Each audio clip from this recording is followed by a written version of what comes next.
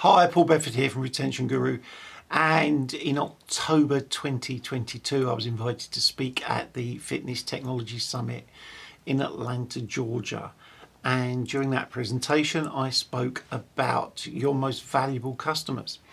Now traditionally I've done that by age and gender and things like that, but this year I was able to use data provided by easalytics, which is a software company out of the States, who provided me with data from clubs about secondary spend.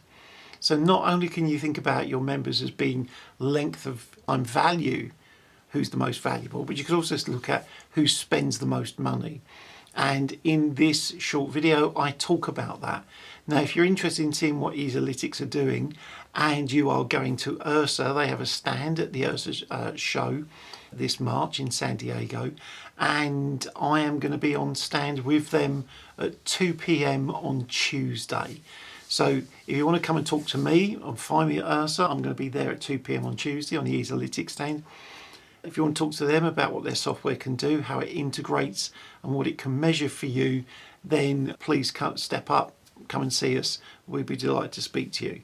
For the time being, that's it. Enjoy the clip, and I look forward to speaking to you again soon. Take care. Bye. Now, one of the things I said I would do is describe the characteristics of your most valuable members. Well, traditionally, that would have been these. They're over 50, at some point over 35.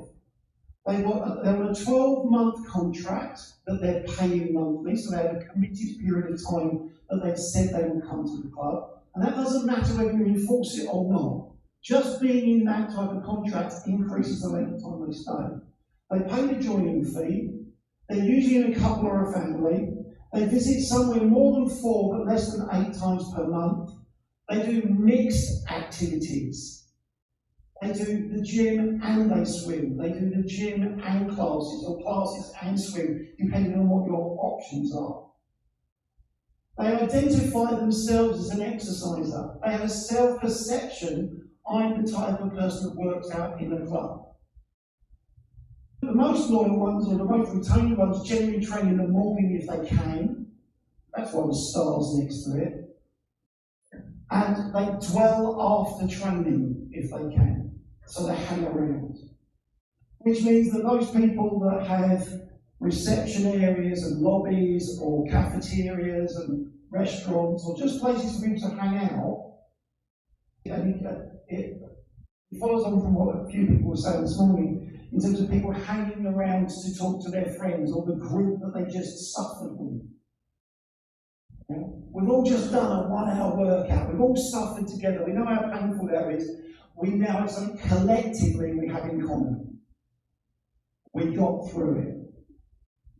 However, we could look at most valuable member as someone who stays a long time. We could look at most valuable as someone who has a large spend, either in the short or the long term. And we could look at someone who refers or recommends other people, using perhaps something like a net promoter score. Because they might be on a lower tier of membership, but if they keep referring people to join, then for you they're a high value member. They may not be spending a lot in your club, they might not have the opportunity to spend because you haven't got anything to sell them. But they keep bringing other people in. And obviously, if you can get one of all of the above, you've got a unicorn. Describe where the 15% of people who are most likely to join, where to find them.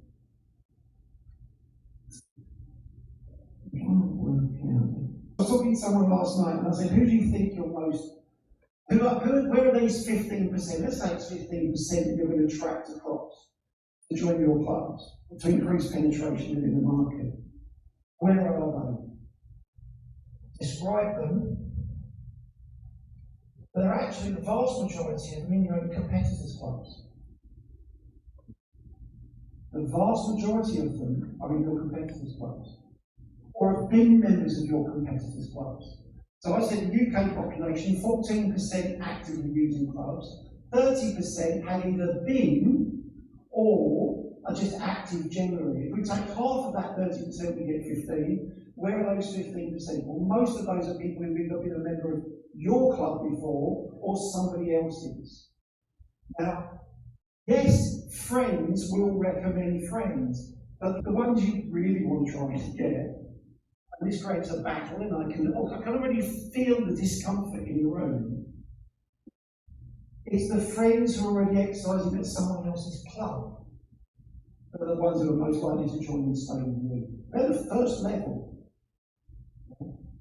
The next level, though, are those people who've tried and failed before. Now, I use a description that is, I talk about 3 types of member characteristics. I'm not a marketer, but I know when I talk to my marketing colleagues, they build personas and avatars of the types of people that are going to join. And I say to them, that's all very well and good. That helps you do your sales, your marketing, and your closing, but actually then we need a different avatar once they've joined based on their behaviours.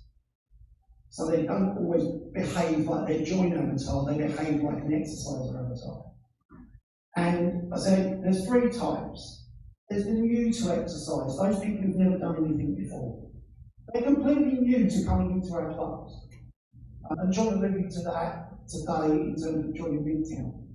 You've got those people who are savvy.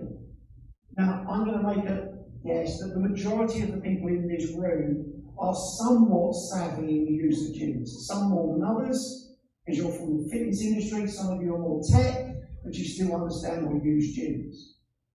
So you've got the new and you've got the savvy. The group in the middle are the most misunderstood. I refer to them as the yo-yo exerciser. They start, they stop. They start, they stop. They struggle to maintain a regular routine. And sometimes they start and stop and join someone else.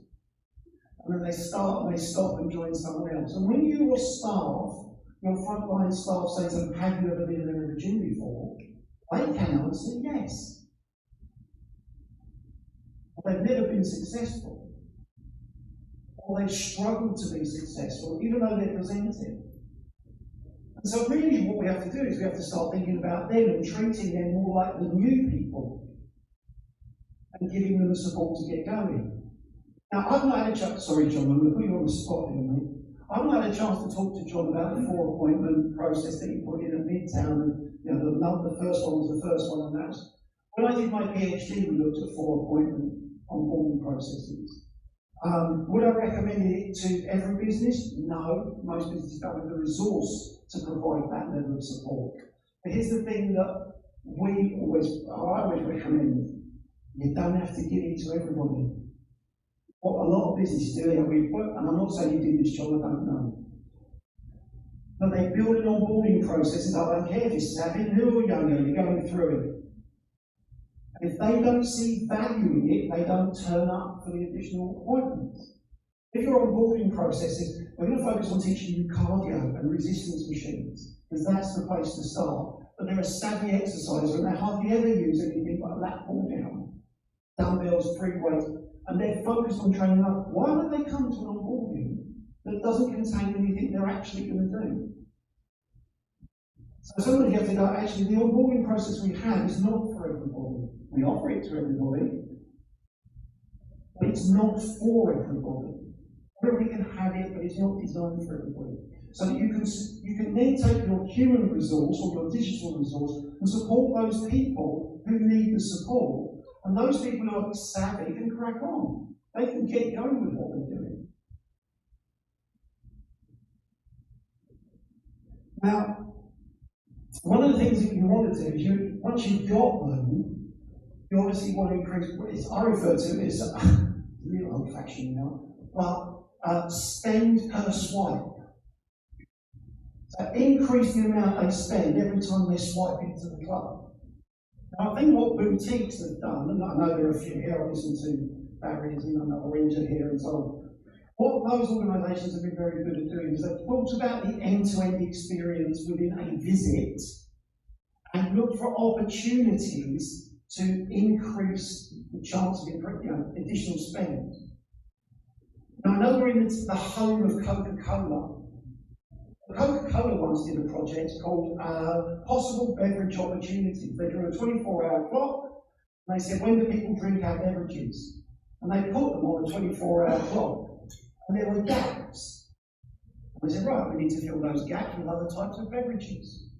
So if you actually go down to Coca-Cola World, in downtown Atlanta, They show you where all their different products fit within a 24-hour cycle. Where are our possible beverage opportunities or additional opportunities for revenue increase?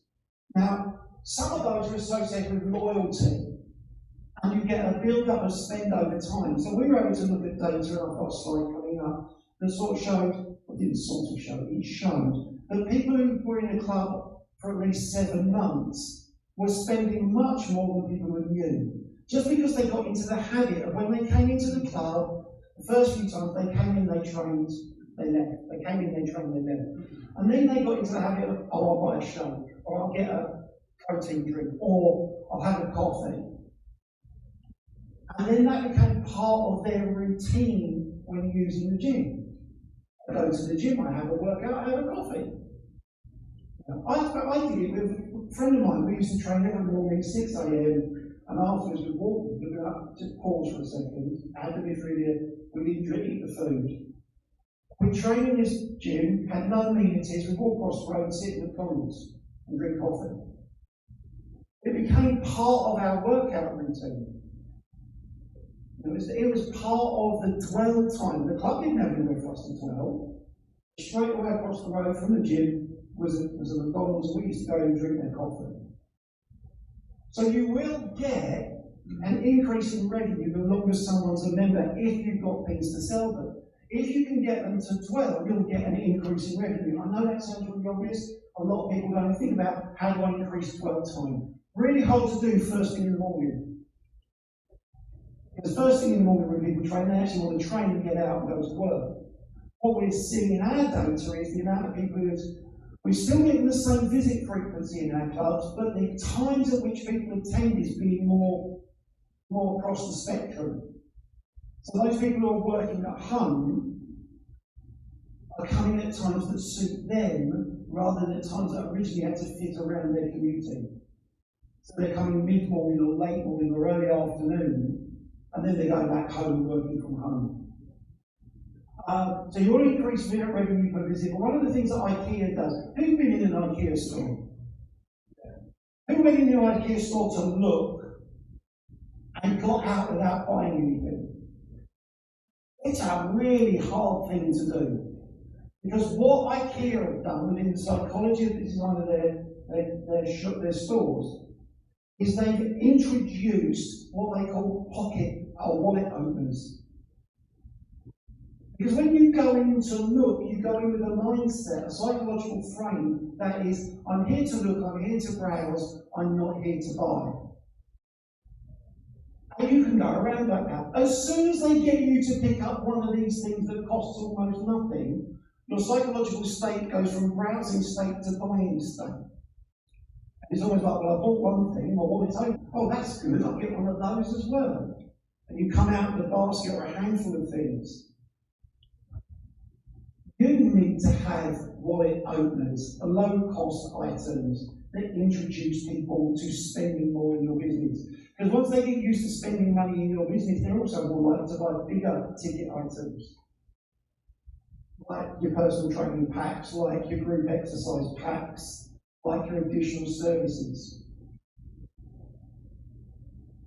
Now, in terms of personal training, I did allude to this at a presentation I did last year in the US, but most of the data I look at when it comes to selling personal training is all at point of sale. It's like, when people join, we're going to upsell them, we're going to get them to buy personal training, and there's a real heavy, not pressure, but a heavy focus on that. We did an analysis with one of the operators where people were self-presenting for personal training. And what we found was that 10% of people bought personal training at point of sale, 30% bought it somewhere between month 2 and 5. 60% of people bought personal training after the first 6 months of membership. Because at the end of 6 months, they're pretty much going, no, that yet. What's that body I'm paying for? And rather than go, I'm going to quit, it's almost last throw of the dice. I'm going to roll the dice, I'm going to take some personal training, and I'm going to see if that makes a difference. Yet so many operators, when we pull their data, say, when do you sell personal training? Point of sale. So when else do you sell it? They go, well, if someone asks for it.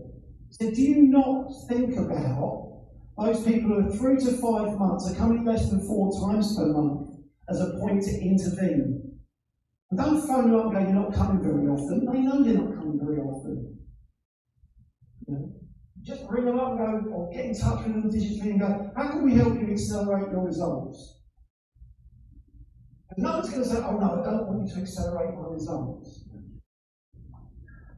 And then your opportunity. So we see a big uplift in personal training sales at about 5 months. One of the challenges you have is when people say no to personal training at point of sale, there's a thing where psychologically we like to stay true to our decisions.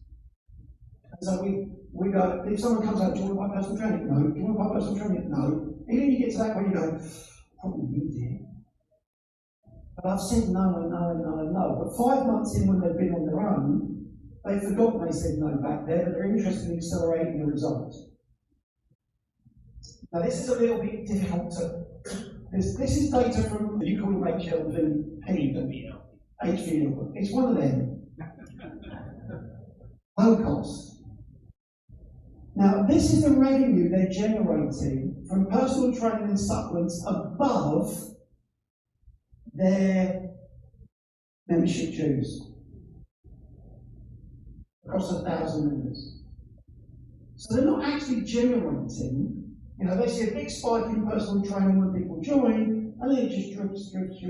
Supplementation, they're not doing great at all. That's not just true of this business, it's true of that one as well, although that one's slightly higher priced. In fact, offers personal training. And they've been able to get more revenue, one, because they actually increased their price, but secondly, they really structured in personal training as an additional offer. Now, I know there are a lot of businesses in this particular sector that are like, this is what we do, and we're really good at it, and we're not going to get pulled over into this, and we're not going to get pulled, and I understand that, and I work with some of those. But for some of you, there's an opportunity to increase the volume of personal training and secondary spend in your business by focusing at actually offering at different times. So in the same way that you'd have marketing campaigns at different times of the year, you'd have marketing campaigns at different points in the membership. So it's not by time of year, it's point in membership after joining. There's another one that's really struggled, not getting much from its classes. But this is something we've also seen. This is a reasonably priced club, $250 a month. What we see is that once you get people going through, what you get is spikes. And when we were analysing this, we were looking for the spikes. And we found the spikes, and we were looking at the data, and we were like, how did that come about? That came about because this organisation quarterly releases new workout clothes. In the same way that Soul Cycle used to do almost a monthly collection, this business wasn't set up to do monthly collections, it just wasn't in there. But they had a quarterly one. And so, the first month someone might buy a sweat tee. The next month they buy, the Lululemon yoga pants. And people were buying them as they came out. But look what it did to spend. They got an additional revenue every month because of dwell time and people spending money on the things like shakes and coffees and things like that and proteins. But they got spikes in their membership every quarter from the revenue they generated from limited edition exercise apparel. You could only buy it then, it didn't last for very long, and when it was gone, it was gone. And it pretty much didn't do extra large yoga pants to fit them.